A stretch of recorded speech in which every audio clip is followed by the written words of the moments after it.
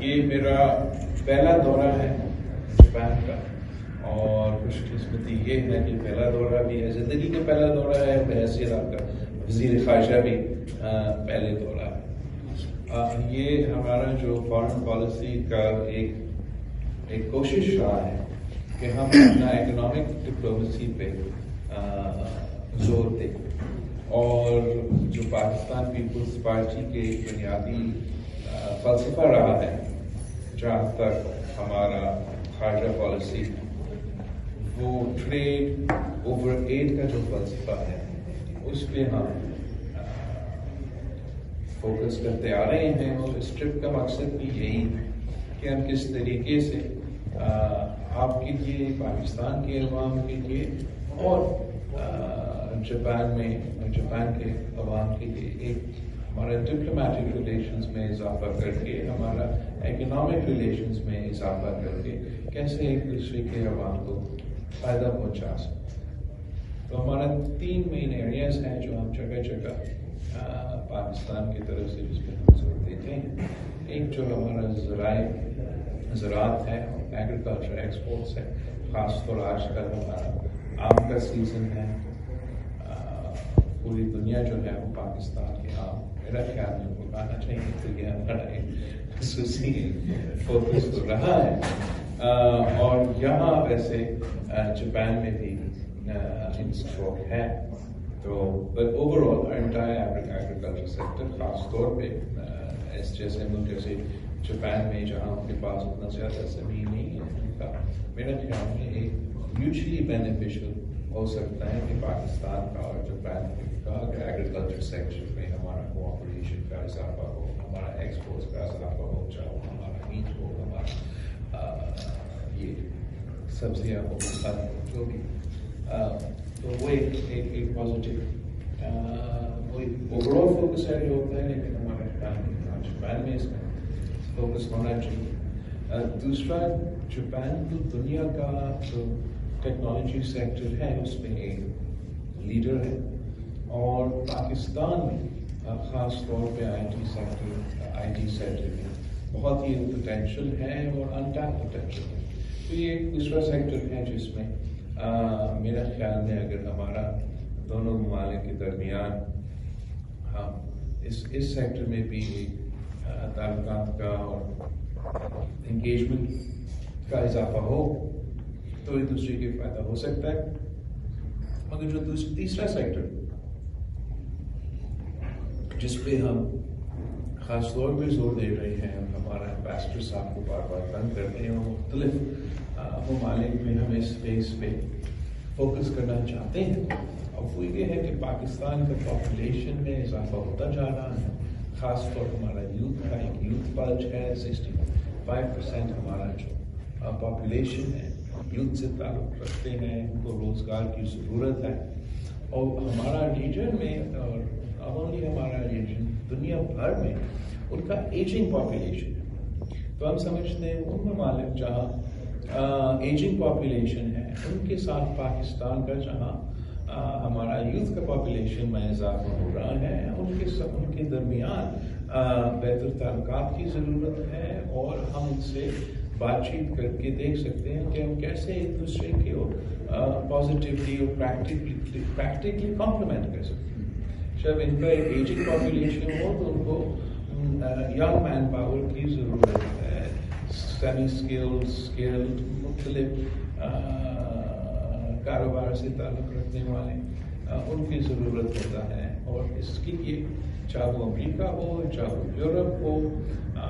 Japan کا کافی ageing population ہے، اور آگے جا کے جو ہے چین میں بھی جس کا اکانومی اپ گریڈ ہو رہا ہے، جن کا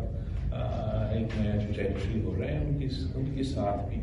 ہم چاہ رہے ہیں کہ جو پاکستان کا مین پاور ہے، اور پاکستان کا جو مین پاور کا ایکسپورٹ ہے اس میں اضافہ ہو۔ جاپان میں کافی گنجائش ہے، ان کا getting off the top of my head کافی 4 ملین کا ایک اسپیس ہے، اور ہم چاہ رہے ہیں کہ پاکستان کے عوام کے لیے اور پاکستان میں پاکستان کے نوجوانوں کو یہ موقع ملے کہ اس اسپیس کا فائدہ لیں۔ آپ یہاں آ کے کام کرے، آپ کی طرح یہاں آ کے کام کرے اور پازیٹیولی جو ہے یہاں کی معیشت کو بھی فائدہ دلوائے اور پاکستان کو بھی پازیٹیولی کنٹریبیوٹ کرے. تو امید ہے انشاءاللہ تعالیٰ کہ مین پاور کے کانٹیکس میں بھی ہمارا کوآپریشن کا اضافہ ہو. اس لیے ایک ٹرپ میں تو نہیں ہوتا ہے، مگر براڈلی میں سمجھتا ہوں کہ یہ 3 جو ایریاز ہیں یہ ان میں کافی پوٹینشیل ہے، خاص طور پہ اکنامک ڈپلومیسی کے لحاظ سے پاکستان اور جاپان کی بائی لیٹرل ریلیشن شپ میں. باقی آپ سے ہم چاہیں گے کہ جو آپ کے مسائل ہیں، جو آپ کے ایشوز ہیں، وہ آپ ضرور خاص طور پہ ہمارا ایمبیسڈر کے ساتھ انگیج ہوتے ہوں گے، لیکن ان کے ساتھ انگیج کر کے ہم چاہیں گے کہ ہمارا یہ ایمبیسی تو آپ کا ایمبیسی ہے، اور ان کا تو ایک پہلا ذمہ داری یہ ہے کہ آپ کی جو مسائل ہیں اور آپ کی جو ایشوز ہیں ان کو دور کیا جائے، اور ساتھ ساتھ جو ہے ہمارا دوست ممالک کے ساتھ اپنا تعلقات میں اضافہ کرے، اس میں ایک دوسرے کے لیے موقع ڈھونڈے. صرف ایک ساتھ تعلقات رکھنے کے بجائے ہم ہر کسی کے ساتھ انگیج کرے. کبھی کبھار کسی کا آپ سے زیادہ فائدہ ہوگا، کبھی کبھار کسی اور کا آپ کا زیادہ فائدہ ہوگا، لیکن آپ کا اگر مسلسل انگیجمنٹ ہو، آپ اپنا کریڈیبلٹی اسٹیبلش کر سکتے ہیں، تو اس میں بہت فائدہ ہوتا ہے. اور جب آپ معاشی انداز میں دیکھتے ہیں، اکنامک ایسپیکٹ سے دیکھتے ہیں، اور ایک دوسرے کے جو سٹیزنز ہیں وہ آپ کی بائی لیٹرل ریلیشن شپ کی وجہ سے اور اپنے کاروبار کی وجہ سے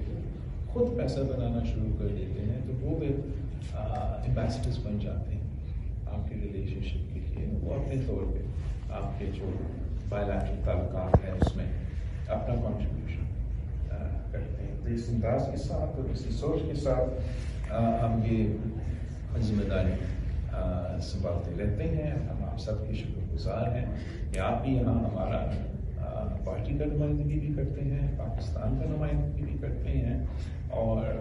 وزیر خارجہ بھی آتے جاتے ہیں، اور ایمبیسڈرز جو ہیں وہ بھی آتے جاتے ہیں، اور آپ مسلسل ادھر ہوتے ہیں، اور آپ ہمیشہ جو ہے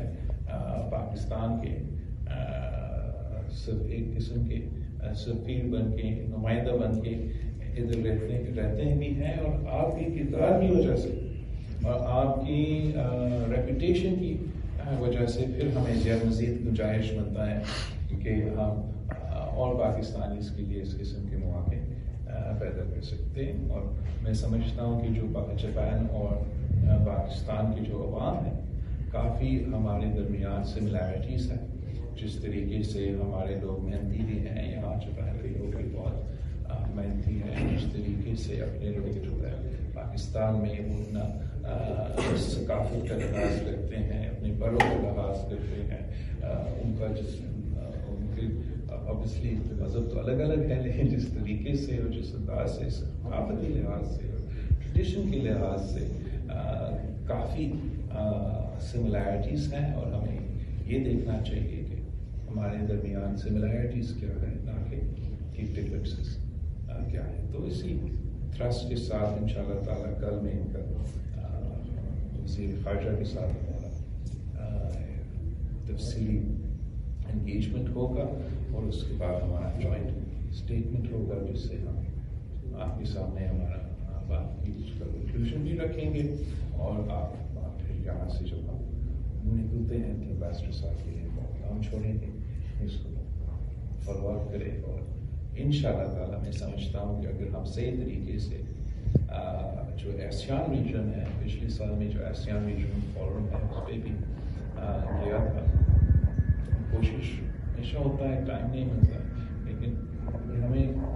ایشیان ریجن میں جس طریقے سے پاکستان کو انگیج کرنا چاہیے ہم ابھی تک نہیں کر رہے ہیں. اور بہت توجہ کی ضرورت ہے، نہ صرف from a foreign policy perspective, but also from an economic diplomacy perspective. آخری بات میں اتنا کہوں گا کہ یہ جو پاکستان میں خاص طور پہ مئی 9 کے واقعات کے بعد جو صورتحال بنے ہیں، میں سمجھتا ہوں ہم سب کا ذمہ داری ہے کہ آپ نے تو بہت کچھ دیکھا ہے پاکستان کی تاریخ ہم سب کی ذمہ داری ہے کہ ہم اپنا ملک کا صحیح نمائندگی کریں اور صحیح طریقے سے جو صحیح ہے اس پہ ہم سچ کہیں، جو غلط ہے غلط کہیں. مگر جو مئی 9 کا واقعہ اسپیسیفکلی ہوا ہے آپ سب کو پتا ہے. آپ یہاں جاپان میں رہتے ہیں، آپ اگر کل یہ فیصلہ کریں کہ آپ نے احتجاج کرنا ہے اور اس احتجاج کا حصہ میں آپ ان کا جو فوجی انسٹالیشنز ہیں یا ان کا جو جنرل ہیڈ کوارٹرز ہیں اس پہ جا کے کوئی حملہ کرنا چاہیں تو وہ جمہوریت کے نام پہ آپ کو اجازت نہیں دی، اور نہ یہاں کی سوسائٹی چل سکتا، نہ ہمارا سوسائٹی چل سکتا. مگر کوئی بیسک جو ہے رولز آف دا گیم ہے. پاکستان پیپلز پارٹی نے تو بہت کچھ دیکھا ہے اور ہم نے ہمیشہ جمہوریت کے لیے جدوجہد کیا، مگر کبھی اس طریقے سے کوئی ریڈ لائن کراس نہیں کیا ہے. اور آج کل پوری دنیا میں ایک یہ پوسٹ فیکٹ پالیٹکس کا پاپولسٹ سیاستدان کا ایک افیکٹ نظر آ رہا ہے. اور جہاں امریکہ جیسے 200 سال پرانا جمہوری ملک کا جمہوریت کو ہلا، ہمارا جو ٹوٹی پھوٹی جمہوریت ہے اس کے لیے بھی ایک بڑا پورا ایکسپیریمنٹ رہا ہے. اس کو ہمارا نظام کو، ہمارا معاشرے کو ایک امتحان سے گزارا ہے. اور اب ہمارے اوپر ہے، ساری سیاسی جماعتوں پہ ایک ذمہ داری ہے. ابھی یہ مسئلہ ہوا ہے، بالکل یہ بھی ضروری ہے کہ رول آف لاء کے مطابق جنہوں نے قانون توڑا ہے ان کے وہ قانون کے مطابق ان کا کیسز چلے. کیونکہ ساتھ ساتھ ہم سب کی ذمہ داری ہے کہ اب ہم اس سفر کو آگے لے کے جائیں، اور آگے لے کے جاتے ہوئے ہماری یہ کوشش ہونا چاہیے کہ ہمارا جمہوریت میں بہتری آئے، زیادہ ٹالرنس آئے، زیادہ اسپیس ہو، نہ کہ اس قسم کی انسلین کی وجہ سے ہم خدا نخواستہ کوئی پیچھے ہٹے. تو ایک بار پھر آپ سب کا بہت شکریہ.